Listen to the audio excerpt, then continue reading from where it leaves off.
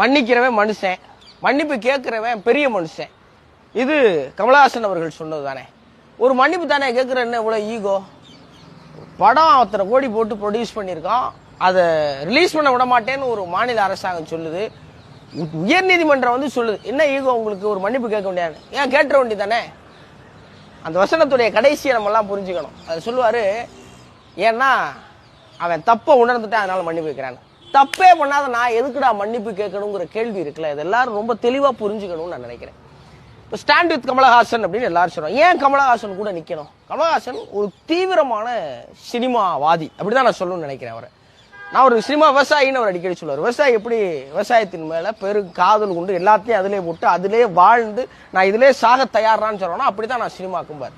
அப்படிப்பட்ட cinema release ஆக மறுக்கிற ஒரு மாநிலத்துல பரவாயில்ல முடிஞ்சதை பார்த்துக்க போடா அப்படின்னு சொல்லுகிற இந்த ஆண்மை இருக்குல்ல, ஏன் மறுபடியும் கேட்கிறேன், என்ன கமலஹாசனுக்கு ஹீரோ? ஏன்னா என்ன ஈகோனா, இது அவருக்கோ அவர் படத்துக்கோ வந்த பிரச்சனை இல்லை, இது நம் தாய்மொழிக்கு வந்த பிரச்சனை. ஒரு மாநிலமே ஒண்ணுமே சொல்லல, சிவராஜ்குமார் அவர்களை பார்த்து நீ நான் அண்ணன் தம்பி தான்ப்பா, ஏன்னா தமிழ்ல இருந்தானே உன் மொழியும் பிறந்துச்சு அப்படின்னு வரலாறு நிரூபிச்ச ஒரு உண்மையை மேடையில சொன்னார்.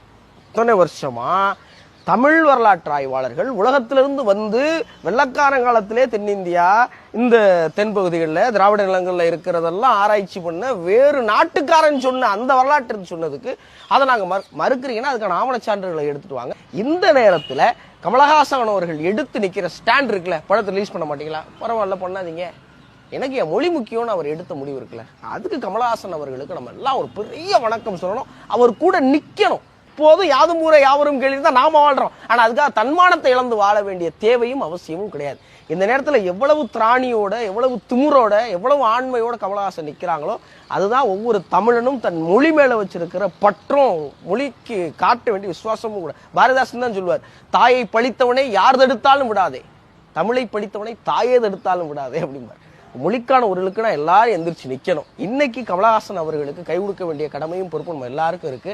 அவருக்கு ஒரு பெரிய வாழ்த்து சொல்லிட்டு அவர் கையை பிடிச்சி உங்க கூட நாங்க இருக்கோம் சார் அப்படின்னு நான் சொல்ல தயாரா இருக்கேன். நீங்க தயாரா இருக்கீங்களா?